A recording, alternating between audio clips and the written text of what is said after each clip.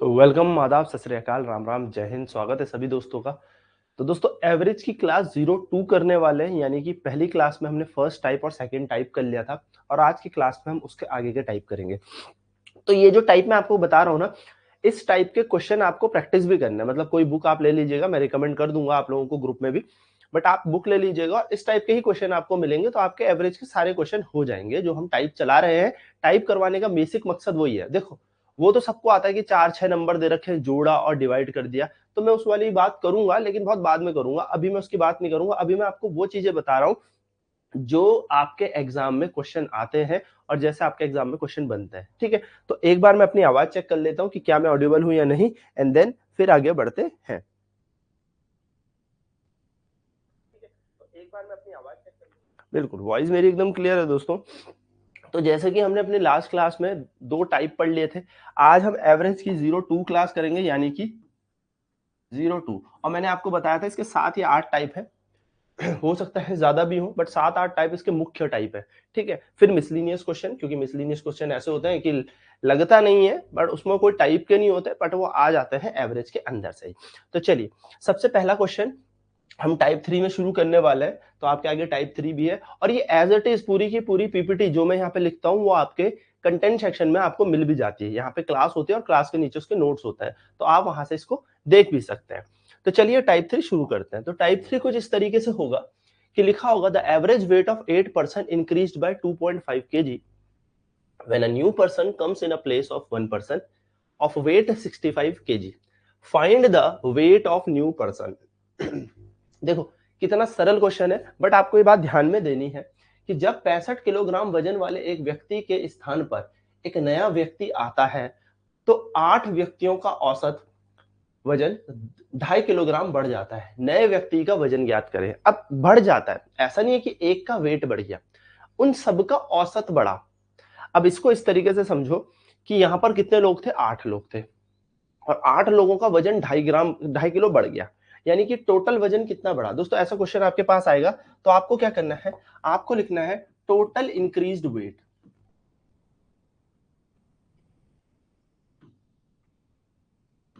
आपने सबसे पहले क्या निकाला कि कुल वजन बढ़ा कितना, कुल वजन बढ़ा कितना। तो कितना बढ़ा भाई, औसतली 2.5 किलो बढ़ा और कितने लोग थे, 8 किलो थे। तो टोटल देखो ना, एवरेज इनटू नंबर हमारा टोटल आता है, यानी कि कुल कब आता है, जब औसत को हम संख्या से गुणा कर देते हैं। यानी कि अगर हम इसको गुणा करेंगे तो 25 का पॉइंट हटेगा, 5 पंजे 25, 5 दूनी 10, 2 एकम 2, 2 चक 8, 5 चौको 20। एक बार इसको और सॉल्व कर लेते हैं, एक मिनट है। 2.5 गुणा 8 बिल्कुल 20 ही आएगा, सही है हमारा। 5 पंजे 25, 5 दूनी 10, 2 4, तो 5 को 20, तो 20 किलो वजन बढ़ गया। यानी कि क्या बोला उसने कि भाई 8 लोग थे, 8 लोगों का औसत वजन 20 किलो बढ़ गया। कब बढ़ा, 20 किलो बढ़ गया। अब ये कब बढ़ा, सवाल ये है ये बढ़ा कब, जब आपने उन 8 में से एक को बाहर भेजा और एक नए आदमी को अंदर ले आए। जब आपने उस एक में से एक आदमी, उन 7-8 में से एक आदमी को बाहर भेजा और एक अंदर ले आए, तो जब वो आदमी, फॉर एन एग्जाम्पल 8 लोग थे, 8 में से मैं बाहर गया तो मेरे को रिप्लेस किया ना आपने, तो मैं अपना वजन लेके तो साथ गया ही हूं। और मैं जब अपना वजन लेके साथ गया हूं तो दूसरा जो आदमी आया होगा वो अपना वजन लेके आया होगा। आप खुद इमेजिन करो, अगर 8 लोग हैं, हमने 8 लोगों का वजन नापा, अब मैंने कहा तू हट जा, तू हट जा, तो हम साथ ही तो बचे। यानी कि अब वो आदमी अपना वेट लेके चला गया, अपना वजन लेके चला गया और उसकी जगह मैंने कहा तू आ जा, एक नया आदमी बुला लिया। तो वो जो आदमी गया उसका वजन कितना था, 65 केजी था। यानी कि जो गया वो 65 किलो का था।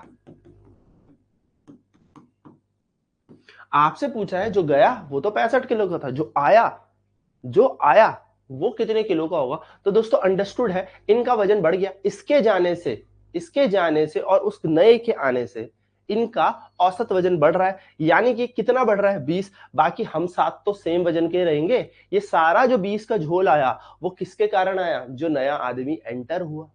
यानी कि 65 किलो तो गया ही था, साथ साथ में एक नया आदमी आया जिसके आते ही 20 किलो वजन बढ़ गया, यानी कि जो न्यू वेट होगा या न्यू पर्सन का वेट होगा, यानी कि जो नए व्यक्ति का वजन होगा, नए व्यक्ति का वजन भाई वो 65 आता तो वही रहता, लेकिन जैसे ही 20 किलो ज्यादा उसका वजन हुआ तो उसने सबका औसत हिला दिया। अरे भैया, यानी कि नए आदमी का वजन होगा 85। ये कॉन्सेप्ट आपको ध्यान में रखना है। 65 वाला गया, 65 वाला गया और 85 वाला आ गया, तो 65 आते ही सबका वजन एवरेज वही था, लेकिन इसका 20 किलो ज्यादा था। 20 किलो ज्यादा होने के कारण इसने एवरेज सबका कितना बढ़ा दिया, 2.5 किलो बढ़ा दिया। तो ये आपको ध्यान में रखना है। तो आपको सबसे पहले ऐसे क्वेश्चनों में क्या करना है, टोटल वेट निकालना है। टोटल वेट निकालना है आपको।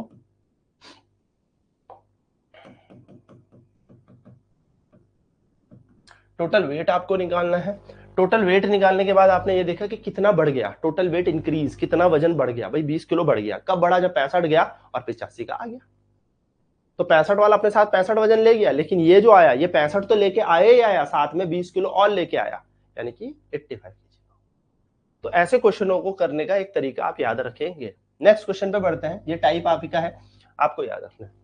The average weight of 10% decrease by 1.8 kg when a person whose weight is 53 kg is replaced by a new person. Find the weight of a new person. 10 व्यक्तियों का औसत वजन 1.8 kilogram कम हो जाता है जब 53 किलोग्राम वजन वाले व्यक्ति के स्थान पर एक नए व्यक्ति आ जाता है। नए व्यक्ति का वजन ज्ञात कीजिए। अब देखो दोस्तों, फिर वही वाली बात है। देखो क्या बात हो रही है, ध्यान से समझेंगे। कितने पर्सन है, 10 पर्सन है, तो 10 पर्सन है। इन 10% का जो एवरेज है वो घट जाता है 1.8 kg, यानी कि इनका कुल वजन कितना कम हो रहा है, तो इनका टोटल वेट डिक्रीज हो रहा है, यानी कि इनका कुल वजन घट रहा है, कुल वजन घट रहा है। जो घटा वो कितना, 1.8 इंटू 10। सर कैसे निकाल रहे हो, तो देखो ना, total sum upon total number is equal to average. कुल योग बटे कुल संख्या बराबर औसत होता है।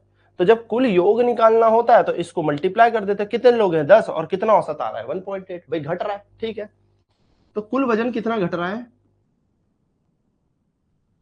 18 किलो घट रहा है, घट रहा है।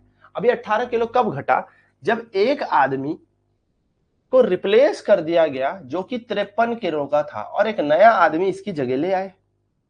तो जब ये 53 किलो का आदमी गया तो ये 53 किलो वजन लेके चला गया। अब नया आदमी आया तो वजन घट गया, कितना घटा, 18 किलो।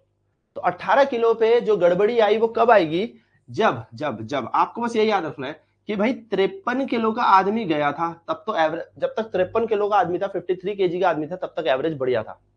लेकिन इस आदमी को बाहर भेजा और एक नए आदमी को अंदर बुला लिया। इस आदमी को बाहर भेजा और एक नए आदमी को अंदर बुलाया, वजन 18 किलो घट गया, यानी कि वो आदमी 18 किलो कम वजन लेके आया होगा जो आदमी हटाया गया उससे। 53 किलो वाला आदमी गया बाहर और एक नया आदमी अंदर आ गया। तो जो 53 किलो वाला आदमी बाहर गया वो अपना 53 केजी लेके चला गया होगा बाहर। लेकिन जब ये आदमी एंटर करके अंदर आया होगा, ये आदमी एंटर करके अंदर आया होगा, तो ये 18 किलो कम वजन लाया होगा, किससे, 53 से, तभी तो औसत गड़बड़ा गया ना, कम हो गया। तो इसका वजन कितना होगा, 53 में से 18 किलो कम कर दो, तो 13 में से 8 गए, बचेंगे 5, कैरी देगा यहाँ पे, बचा 4, 4 में से गया 35। तो ये ससरा जो नया आदमी है वो 35 किलो का है, क्योंकि ये आदमी 35 किलो का है, 18 किलो का झोल इसने कर दिया। तो न्यू पर्सन का जो वेट है, या वेट ऑफ न्यू पर्सन हम इसे कहें, वो है 35 केजी। नए व्यक्ति का भार जो है 35 किलो। मैंने जितने भी एवरेज पे टाइप बनते हैं उसके आपको सारे क्वेश्चन कराता जा रहा हूं, बस आपको याद रखना है कि 53 वाला बाहर गया और 35 वाला अंदर आ गया। कितने का झोल हुआ? 18 का झोल हो गया। ठीक है, आपको बस कुछ नहीं करना, आप जो भी बुक फॉलो करते हैं उसको पढ़े, नॉर्मल फॉर्मूला क्वेश्चन होंगे तो नॉर्मल कर ले, और आपको मैं सारे टाइप यहाँ पे कराता जा रहा हूँ। चलिए, एक ही इस टाइप पे एक और क्वेश्चन बनता है, क्वेश्चन तो सेम ही बनता है बट यहाँ पर थोड़ा सा लास्ट में चेंज कर देता है, उसको हम देख लेते हैं। तो average weight of 20 boy decrease by 2 month when one boy age 18 year is replaced by a new boy, find the age of a new boy. क्या कह रहा है? 20 लड़कों का औसत वजन 2 महीना कम हो गया जब 18 वर्ष की आयु वाले एक लड़के के स्थान पर एक नया लड़का ले लिया गया। नए लड़के की आयु ज्ञात कीजिए। अब तरीका तो वही है, कुछ नया है नहीं। सबसे पहले आप देखो कि एज कितनी डिक्रीज हुई, तो टोटल एज डिक्रीज। एग्जाम में हम पे इतना टाइम नहीं होता दोस्तों कि हम टोटल वाले फॉर्मूले से करें, तो हमें थोड़ा बहुत तरीके और थोड़ा बहुत दिमाग चलाना आना चाहिए। टोटल एज डिक्रीज यानी कि कुल आयु घटी।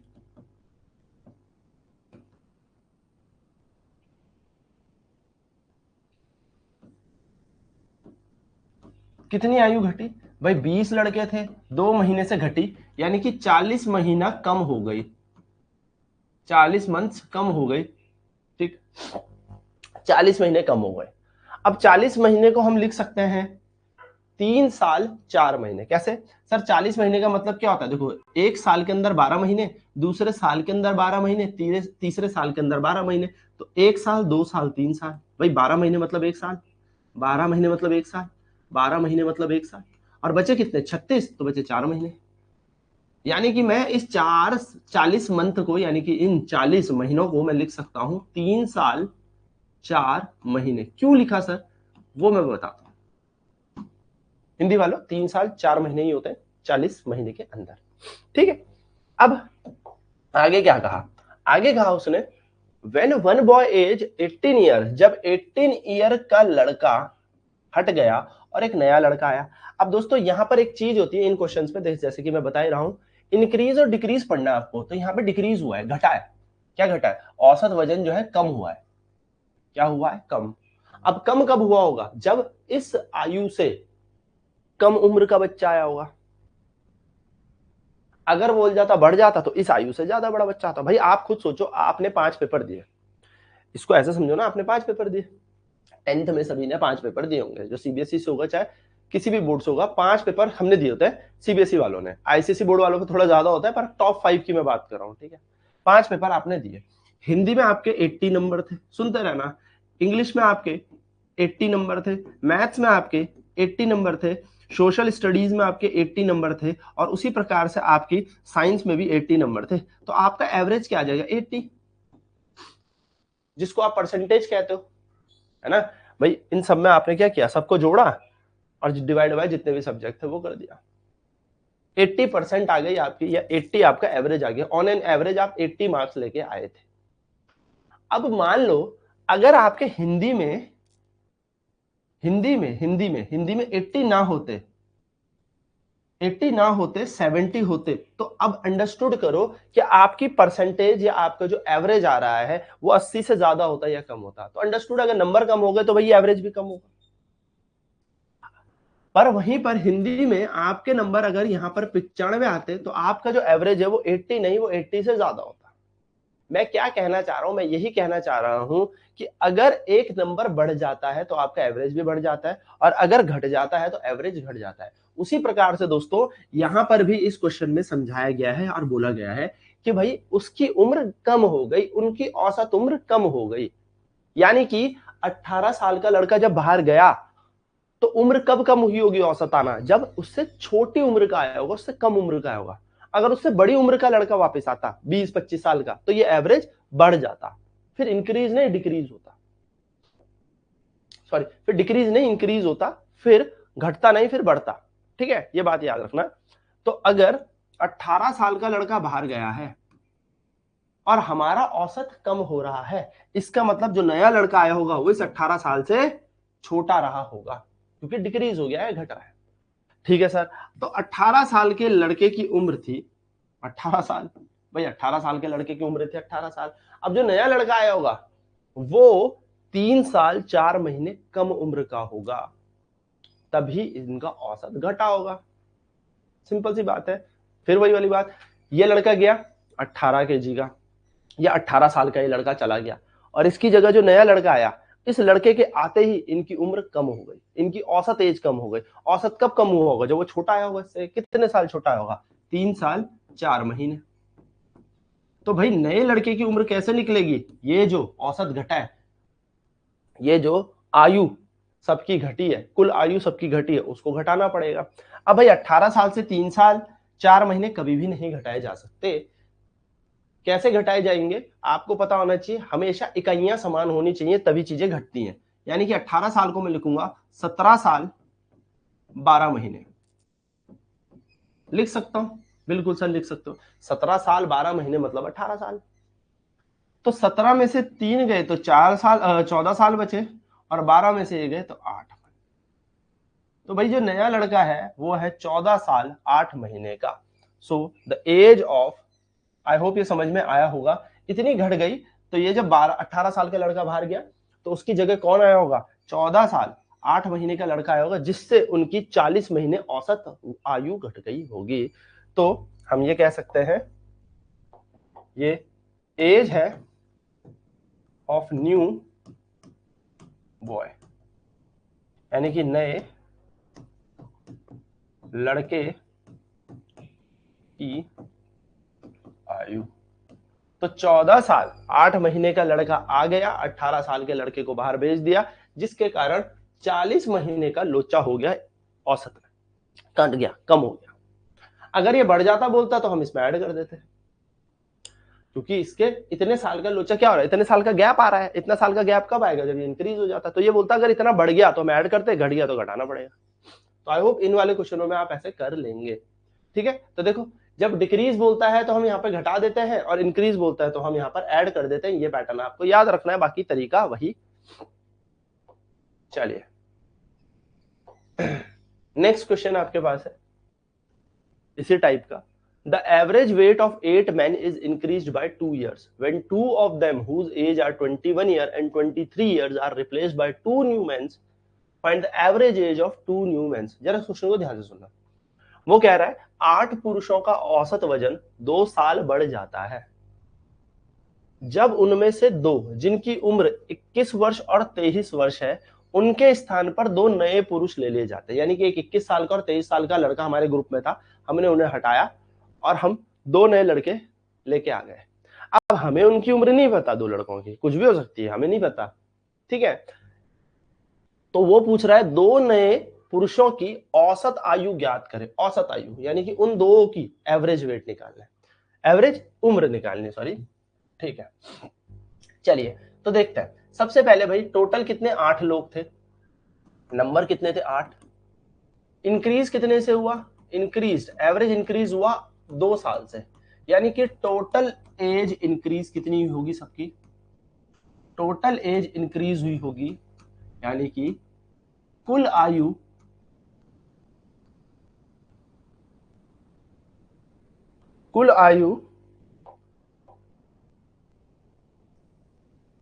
बढ़ी होगी। कितनी बड़ी होगी? तो कितने बच्चे हैं? 8 लड़के हैं 2 साल से, तो 16 साल इनकी उम्र बढ़ गई होगी। ये 16 साल उम्र कब बढ़ी? जब हमने 21 और 23 वाले को भेज दिया और नए 2 को बुला लिया। यानी कि जब हमने 21 और 23, 21 साल और 23 साल, यानी कि 3 और 1 4, 2 और 2 4, 44 साल हटा के 60 वर्ष ले आए होंगे। भाई बढ़ गया ना, 44 वाले चले गए, 60 वाले आ गए। कितना ज्यादा लेके आए? 16 ज्यादा इंक्रीज हो रहा है, याद करो। यानी कि 2 पुरुष जो थे ए और बी थे, जो 21 और 23 साल के, यानी कि 44 साल के, इनको भेज दिया बाहर, और इनकी जगह हम सी और डी ले आए। और सी और डी कितने साल के रहे होंगे? दोनों के दोनों 60 साल के, यानी कि सी प्लस डी का मान होना चाहिए 60 साल। तभी तो यहाँ पे देखो कितने का गैप आएगा? 16 का। भाई 60 माइनस 16 44। सर माइनस क्यों किया सर? अरे प्लस। भाई कितना बढ़ गया? बढ़ गया ना, बढ़ गया, बढ़ गया, बढ़ गया। बढ़ा कब होगा? जब 16 साल ज्यादा आए होंगे। तो यहाँ पे मतलब 2 लड़के जो आए सी प्लस डी, जो आए हैं, ये गए हैं या आए हैं, वो कितने साल के होंगे, तो 44 प्लस 16 60 साल के होंगे। यानी कि सी प्लस डी की जो उम्र है वो 60 साल होगी, सी प्लस डी के योग, सॉरी, ठीक है। जो सी है उसकी उम्र को जोड़ा और डी है उसकी उम्र को जोड़ा तो वो 60 साल होनी चाहिए, तभी जाके ये 16 किलो या 16 ईयर बढ़ा देंगे, 16 साल बढ़ा देंगे। तो ये समझ में आ गई बात। अब हमसे पूछा इनका एवरेज बताना है, तो दो ही तो लोग हैं, तो दो का एवरेज कैसे निकाला जाएगा, 60 डिवाइड बाय 2 30, तो 30 है average age of a man, यानी कि औसत आयु। सर ये 2 से क्यों भाग दिया, क्योंकि हमसे क्वेश्चन में पूछा है find the average age of 2 man, जो ये आए उनकी औसत आयु क्या है। तो 60 साल तो ये आए थे लेके, लेकिन 2 तो लोग थे, तो 2 लोग मतलब एक 30 का होगा, एक 30 का होगा। अब जरूरी नहीं है, एक हो सकता है 35 का हो, एक 25 का हो सकता है एक 40 का हो, एक 20 का हो, ये हम नहीं बता सकते, ठीक है। हम ये बता सकते हैं कि इनकी औसत कितनी, तो ये भी 30 का था, ये भी 30 का था, दोनों मिला के 60 बना दिए, जिसके कारण हमारा 16 साल बढ़ गए। तो 30 इसकी एवरेज एज होगी, औसत आयु होगी एक आदमी की, हमारा आंसर होगा 30। अब अगर इस क्वेश्चन में आपसे यूं पूछता है कि find the age of man, क्या कहता है, find the age of man, तो आप नहीं बता सकते, आप बोलना कैन नॉट बी डिटरमाइंड, आप हम नहीं बता सकते। क्यों, क्योंकि जब तक हमें एक आदमी की उम्र पता ना हो तो दूसरे की कैसे बताएंगे। तो यहां से सिर्फ हम औसत ही बता सकते हैं, एवरेज ही बता सकते हैं उन दोनों बंदों का या उन दोनों मेंस का जो हम अंदर लेके आए हैं, जो अपने ग्रुप में हमने शामिल किए हैं। एवरेज यानी कि औसत ही बता सकते हैं, हम उनकी एग्जैक्ट उम्र नहीं बता सकते। क्यों, क्योंकि हमें नहीं पता भाई। 60 तो बहुत से बनता है, 10 और 50 से बनता है, 5 और 55 से बनता है, हमें क्या पता कौन कितने साल का है। औसत आना वो 30-30 साल के थे, यानी कि वो भी 30 का तो वो भी 30 था, ठीक है, हमने मान लिया, ठीक है, ये मान लिया। बट 30 उसकी उम्र नहीं है, तो आप ये मत लगा देना कि 30 है, एवरेज उम्र है उन दो की, ठीक है। अगर आपसे पूछेगा उन दो नए आदमियों की उम्र बताएं, तो आंसर होगा can not be determine until unless, जब तक आपको ये ना दिया कि अगर उनमें से एक पुरुष की उम्र या एक आदमी की उम्र 20 वर्ष है, तब आप बोल सकते हो हाँ दूसरे की 40 है। लेकिन अगर उसने ये बोला कि भाई find the age of 2 man, तो हम नहीं बता सकते, ये बात याद रखना, हम एवरेज ही बता सकते हैं। तो ये थे इसके सारे टाइप, जिस तरीके से ये बनते हैं, आपको ये चीजें भी ध्यान में रखनी है, ठीक है। चलिए दोस्तों, तो बढ़ते हैं हम अपने टाइप 4 की तरफ।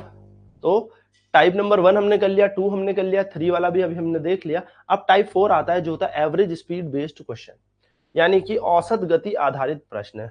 तो औसत गति को समझने के लिए इसका एक छोटा सा सूत्र, अगर मैं फिर कह रहा हूं, देखो एवरेज स्पीड के क्वेश्चन, एवरेज के क्वेश्चन इसके नॉर्मल फॉर्मूले से हो जाते हैं। तो एवरेज स्पीड जो होती है वो होती है total distance upon total time, ये इसका सूत्र याद रखेंगे। यानी कि औसत चाल जो है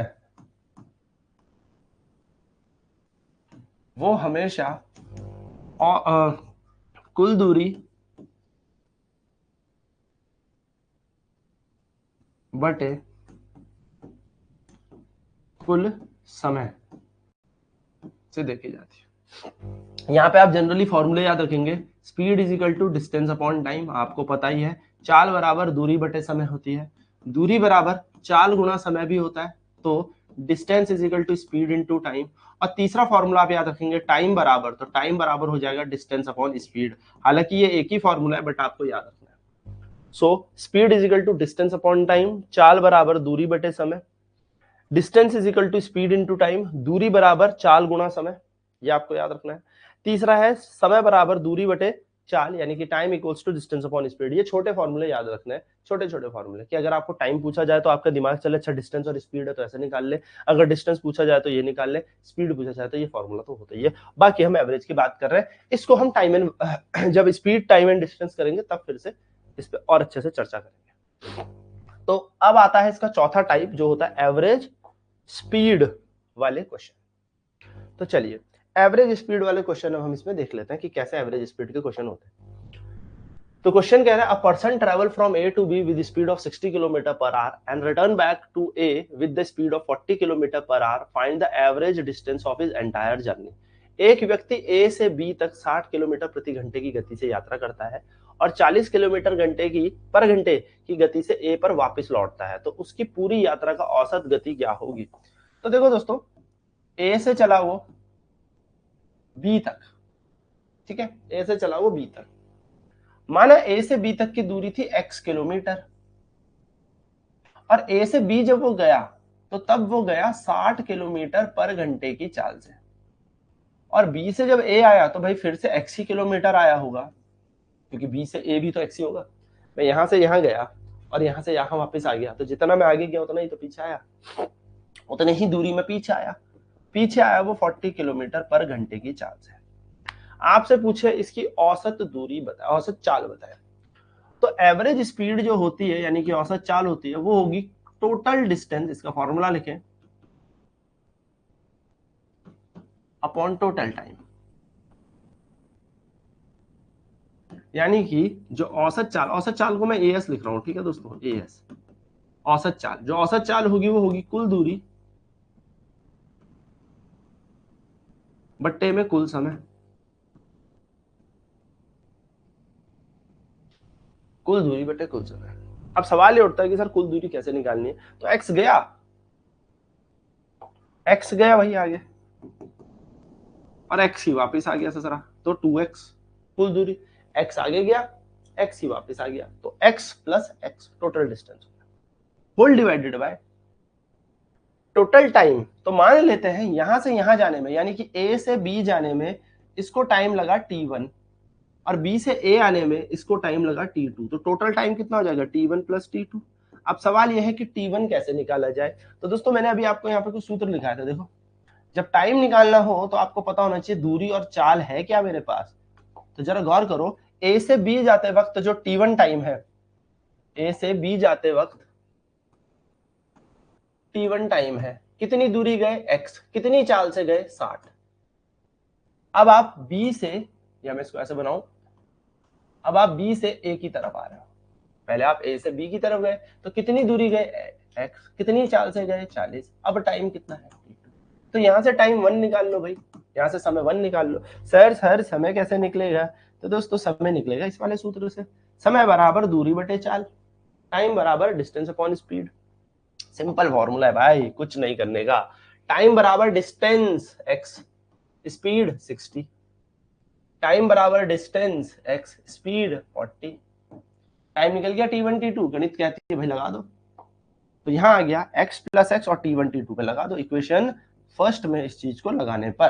तो एवरेज स्पीड जो होगी यानी कि औसत चाल जो होगी वो आएगी x plus x t1 plus t2, ये इक्वेशन प्रथम थी, फर्स्ट समीकरण, x प्लस एक्स हो जाएगा 2x, t1 की जगह आएगा x अपॉन 60, t2 की जगह आएगा x अपॉन 40, 2x ऐसे ही सॉल्व कर लेते हैं। गणित कहती है एलसीएम ले लो। एलसीएम एक ऐसा नंबर होता है, लॉ मॉ सॉ बोलते हैं जिसे, एलसीएम एक ऐसा नंबर होता है जो दोनों इनसे डिवाइड हो, तो 60 और 40 से 120 डिवाइड होता है, तो मैंने 120 मान लिया, ठीक है। एलसीएम एक ऐसा नंबर होता है जो दोनों से डिवाइड हो, 60 से भी डिवाइड हो 40 से भी डिवाइड हो, तो 60 दूनी 120, 40 तिया 120, भाई 40 से 3 काटेगा ऊपर 3 आ जाएगा, 60 से 2 काटेगा ये आ जाएगा, ये 120 कहां जाएगा दोस्तों, सबसे ऊपर, तो यह आएगा 2x into 120 whole divided bye, जोड़ दो 3 और 2 5x, x ने x को 4 डाला, 5 एकम 5, 5 दूनी 10, बचा कितना 2, 5 एक 20, और 24 दूनी होता है 48 किलोमीटर पर घंटा, और ये आपका आंसर हो जाएगा। तो आपका आंसर होना चाहिए 48 किलोमीटर पर घंटा। यह है एक तरीका जो आप करते हो पूरा क्वेश्चन सॉल्व करने के लिए। अब आप यहाँ पे एक नोट लिखेंगे और नोट ये होगा, when two distances are equal and covered by a body,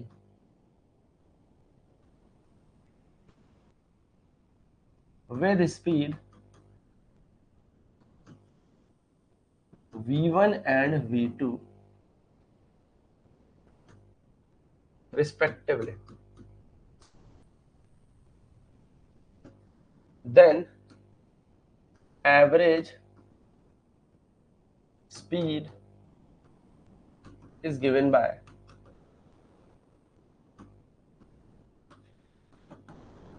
to V1 V2 upon V1 plus V2। मैं क्या कह रहा हूं, ये बात ध्यान में रखिएगा। जब दो दूरियां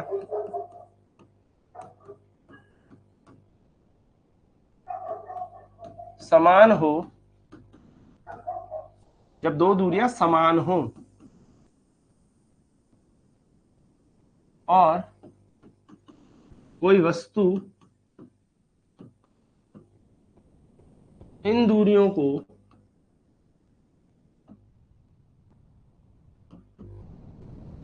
V1 और V2 चाल से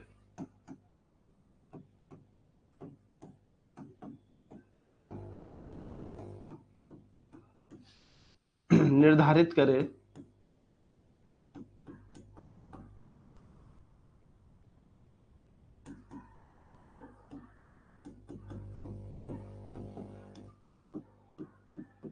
तो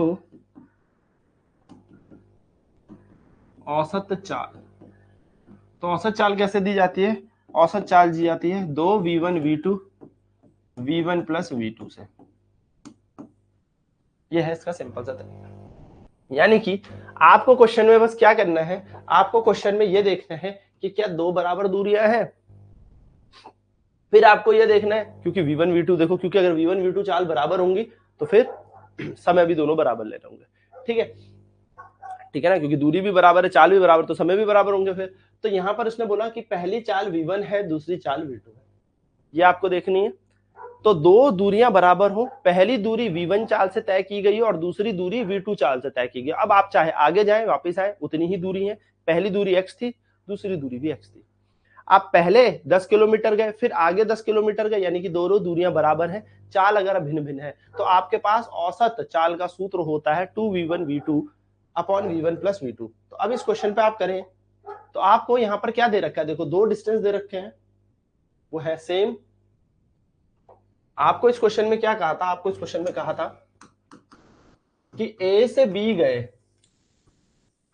60 किलोमीटर पर घंटे की चाल से और B से A आ गए 40 किलोमीटर पर घंटे की चाल से। अब आपको इतना दिमाग नहीं लगाना, आपने बस ये देखना है कि गया भी x आया भी x, यानी कि डिस्टेंस सेम।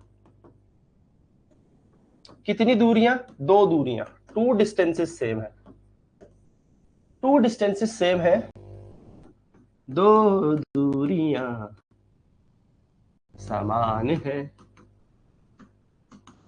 और अगर दो दूरियां समान है तो अपना काम हो लिया भाई। क्या हो गया काम सर? अपना काम ये हो लिया कि एवरेज स्पीड बराबर है 2 V1 V2 V1 plus V2। तो दो की जगह दो, पहली स्पीड थी 60, दूसरी स्पीड थी 40, और इन दोनों को जोड़ दो तो नीचे आएगा 60 प्लस 40 100। जीरो ने जीरो को फोड़ना है, जीरो ने जीरो को फोड़ना है, 6 दूनी 12, 12 चक 48। ये आपका आंसर आ जाएगा, सिंपल और आसान तरीके से। तो ये है हमारे पास एवरेज स्पीड निकालने का तरीका ऐसे क्वेश्चनों में जब दो दूरियां बराबर।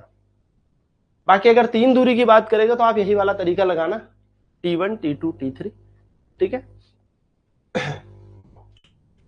तीन दूरियों के लिए भी मैं फॉर्मूला बता देता हूं, क्या यदि तीन दूरियां बराबर हो, फिर चार के लिए तो भैया यही तरीका लगाओ। क्यों? क्योंकि फिर कंफ्यूजन हो जाएगा बहुत ज्यादा। If three distances are same,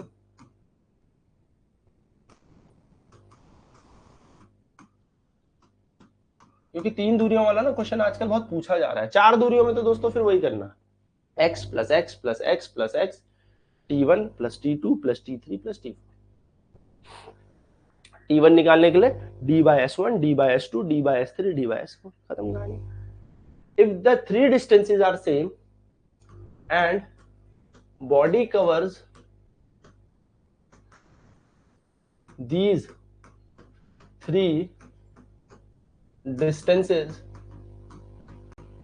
at speed of V1, V2 and V3, respectively, then average speed is given by। कई बार ना क्वेश्चन पूछ लेता है सीधे, और यही चीज दे भी देता है आपको कि भाई क्या होती है एवरेज स्पीड। तो तीन दूरियां बराबर है तो एवरेज होगी 3 v1 v2 v3। अब हमें लगता है कि यहां पर यार सिंपल तो था, 2v1 v2 और इन दोनों को जोड़ के लिखा हुआ था नीचे, तो यहाँ पर 3v1 v2 v3 है, तो इन तीनों को जोड़ के ही लिखेगा नीचे। इस गलती से बचे, ये गलत है, इस गलती से बचे, ठीक है, ये फॉर्मूला नहीं होता। इस टाइम अगर आप सोचेंगे तो अब आपको यहां पर फॉर्मूला लगता है दोस्तों v1 v2 plus v2 v3 plus v3 v1। तो ये होता है यदि तीन दूरियां बराबर हो उसका सूत्र, 3v1 v2 v3 upon v1 v2 plus v2 v3 plus v3 v1। ठीक है, यदि तीन दूरियां समान हो,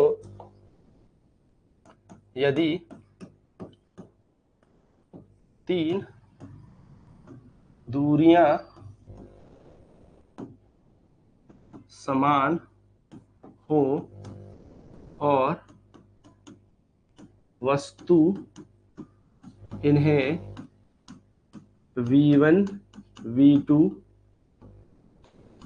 और v3 चाल से निर्धारित करें तो औसत चाल होगी तीन, पहली चाल दूसरी चाल तीसरी चाल का गुणा, और यहां पे लिखेंगे पहली चाल गुणा दूसरी चाल प्लस दूसरी चाल गुणा तीसरी चाल प्लस तीसरी चाल गुणा पहली चाल। ठीक है, ये औसत का हो गया। तो ये तीन दूरियों के लिए हमारे पास सूत्र हो गया।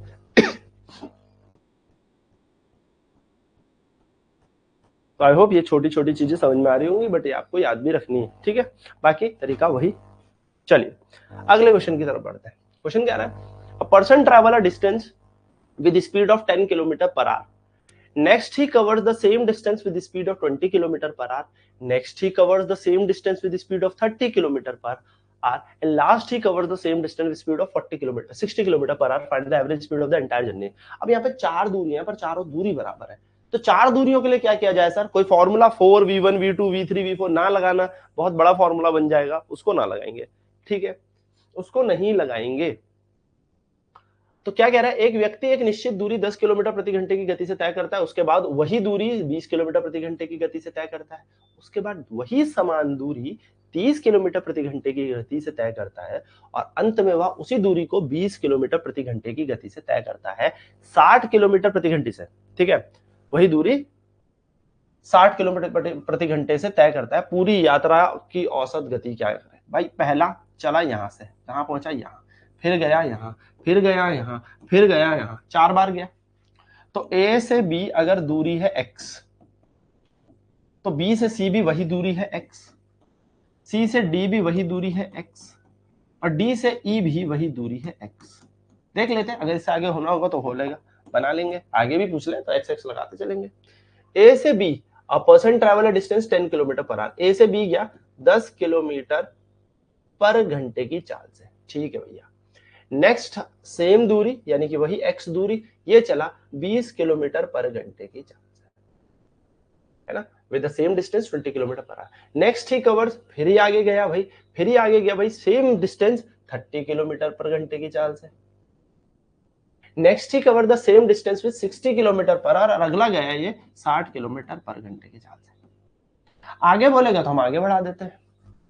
अब दोस्तों सीधा सा फंडा हो गया भाई, मान लिया यहां से यहां तक का जो समय है t1, यहां से यहां तक का समय है t2, यहां से यहां तक का समय है t3, यहां से यहां तक का सिंपल।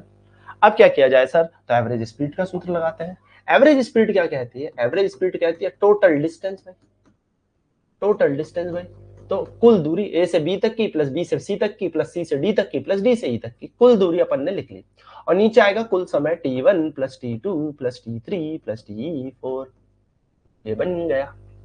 सर ऊपर तो 4x आ जाएगा, बिल्कुल। अब नीचे t1 plus t2 plus t3 plus t4 की जगह क्या लिखना है सर? तो देखिए दोस्तों, गौर से देखिए, समय बराबर दूरी बटे चाल, चाल बराबर सर भूल जाते हैं हम ये formula, speed is equal to distance upon time. चाल बराबर दूरी बटे समय, तो समय बराबर दूरी बटे चाल, बोलो हाँ या ना। तो t1 बराबर x बाय 10, t2 बराबर x बाय 20, t3 बराबर x बाय 30। सर क्यों x? क्योंकि डिस्टेंस x है, दूरी x है। सर क्यों 30? क्योंकि स्पीड 30 है।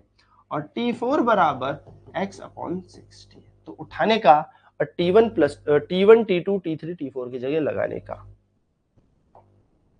तो x by 10 plus x by 20 plus x by 30 plus x by 60, यही है ना? 10 20 30 60, 10 20 30 60। बहुत बढ़िया हो लिया काम। वाह दोस्तों, अब करना कहा है, एलसीएम लो, एलसीएम लेके काट दो झुंझुना इसका।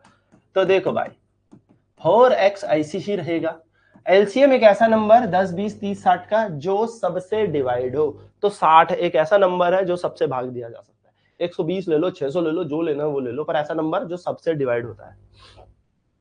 10 20 30 60, तो 60 आ गया। 10 से 60 करता है 6x, बीच में आएगा प्लस। 20 से 60 करता है तो 20 3 60 यानी कि 3x।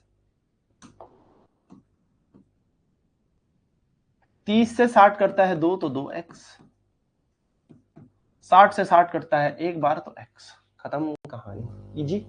भाई ऐसा टेबल सोचते हैं जो सबसे डिवाइड हो। एक ऐसा नंबर सोच लिया जो 10 20 30 60 सबसे डिवाइड हो, तो 60। 10 के टेबल में 60 6 टाइम्स आता है तो ऊपर मल्टीप्लाई होता है। 20 के टेबल में 60 3 टाइम्स आता है तो 3 से मल्टीप्लाई करते हैं।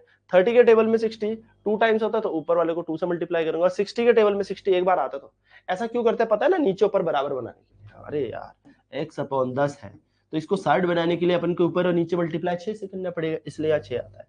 ई के ऊपर है बेसिक मैथ्स, बाकी अभी एलसीएम लेना मैं मानता हूं सबको आता होगा। तो 4x ऐसी ही, ये 60 जाएगा ऊपर, अब ऐड करेंगे 6 और 3 9, 9 और 1 10, 10 और 2 12। सर कैसे जोड़ा? फिर देखो 6 और 3 9, 9 और 1 10, 10 और 2 12। x ने x को मार डाला। अरे वाह, 10 और 2 12 और x ने x को मार डाला। क्या बात है। तो यह आ जाएगा 6 गुणा 60 बटा 12। तो 12 कम 12, 12 पंजे 60, 4 पंजे 20। 20 किलोमीटर पर घंटा आपकी एक औसत चाल है। तो बिल्कुल दोस्तों 20 किलोमीटर पर घंटा आपकी औसत चाल। करना कुछ नहीं है, बेसिक फॉर्मूला लगाना है और उसको चलते चलना है बस। उसके हिसाब से जब धीरे धीरे प्रैक्टिस हो जाएगी, 10-15 बार इस क्वेश्चन को कर दोगे, तब आप इस क्वेश्चन को ऐसे पलटोगे, पेज पलटा। इसका आंसर तो ये है। बट हमारी स्पीड इतनी होनी चाहिए कि हमें ये चीजें कटैक से क्वेश्चन देखते ही क्लिक हो जाए कि अच्छा इस पे ये करना है। देखो मैथ्स कहते हैं इज ऑल अबाउट प्रैक्टिस, क्योंकि जितनी बार उन क्वेश्चन को प्रैक्टिस करोगे उतनी बार वो क्वेश्चन आपको रमा जाएंगे, समझ आ जाएंगे। और मैं गारंटी से कहता हूं, आप 1 बार 2 बार 3 बार 10 बार क्वेश्चन करो, होता थोड़ा बोरिंग मेथड है कि आपने 10 बार एक ही क्वेश्चन कर रहे हो। बट दोस्तों मैं कह सकता हूं, अगर आप 10 बार क्वेश्चन कर रहे हो ना, आप 10 में से ना 3 बार नए तरीके ढूंढोगे डिवाइड मल्टीप्लाई करने के।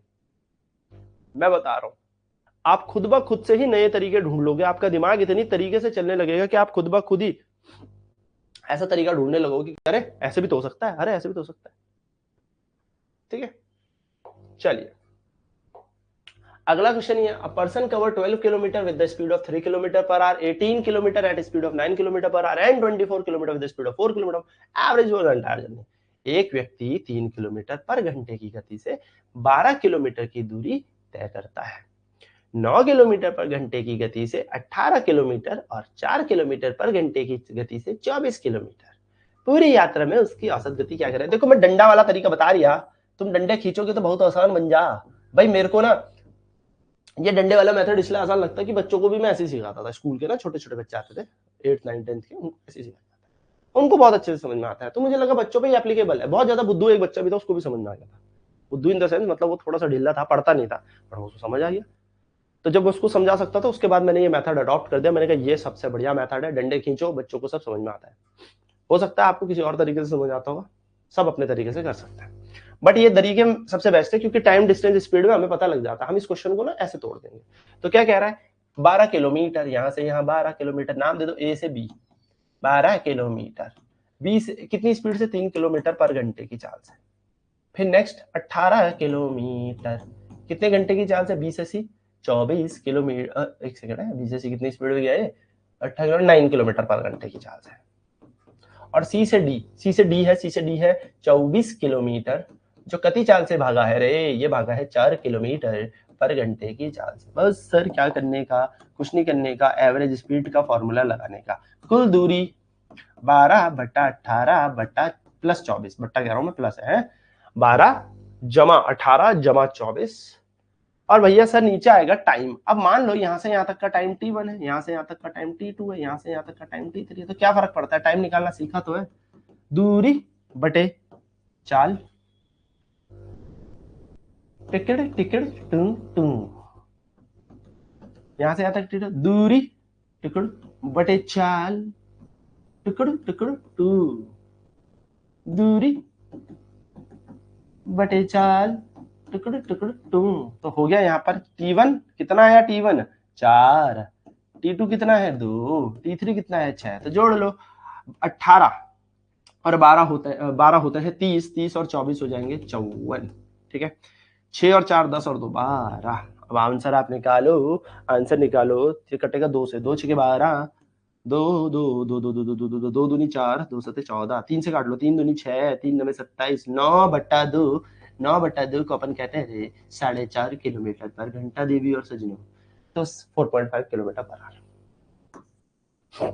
सिंपल सिंपल से क्वेश्चन है, सिंपल सिंपल तरीके हैं। तो चलिए, ये होमवर्क है आपका, ये क्वेश्चन आप होमवर्क करेंगे। नियरेस्ट पूछा है, अप्रोक्सीमेट में निकालना है, मतलब अगर 13.5 आएगा तो उसके हिसाब से आप देखिएगा कि 14 आ रहा है या 13 आ रहा है, मतलब आंसर आपको नियरेस्ट निकालना है, ठीक है। हालांकि 13.5 आएगा नहीं, 13.99 के हेरफेर में ऐसे कुछ बैठेगा अगर आंसर आया, या 14 पॉइंट या 10, जैसे 11 है तो 10.99 हो सकता है, 11.99 आ जाए, हो सकता है 12.99 आ जाए, हो सकता है 13.99 आ जाए, तो आपको ये देखना है, ठीक है। तो आप इसको देखेंगे, नियरेस्ट निकालना है आपको, संपूर्ण यात्रा की निकटतम औसत गति ज्ञात करनी। तो ये आपका होमवर्क है, ये आपका होमवर्क है। और अब हम बढ़ेंगे टाइप 5 की ओर। तो कल की क्लास में हम करेंगे टाइप 5, यानी कि अब हमारा टाइप 5 शुरू हो जाएगा। तो पहला, दूसरा, तीसरा, चौथा टाइप हमने बढ़िया तरीके से कर लिया। बढ़ेंगे टाइप 5 की तरफ, 6 की तरफ, 7 की तरफ, 8 9 अगर निकलते हैं, मैं ढूंढ नहीं रहा हूँ, लगा हूं मैं पूरी सर्च में, तो जितने टाइप्स निकलेंगे उतने मैं आपको क्वेश्चन करा दूंगा। तो आई होप ये सारी क्लासेस आपको समझ में आ रही होंगी तो जरूर डेफिनेटली बताएं। तो एवरेज की क्लास 02 हम यहीं पर समाप्त करते हैं। कोई डाउट होता है तो आप व्हाट्सएप ग्रुप में जुड़े हैं, आप वहां पे पूछ सकते हैं, ठीक है। तो मिलते हैं नेक्स्ट क्लास में, तब तक bye bye, take care, over and out, जय हिंद, गॉड ब्लेस यू।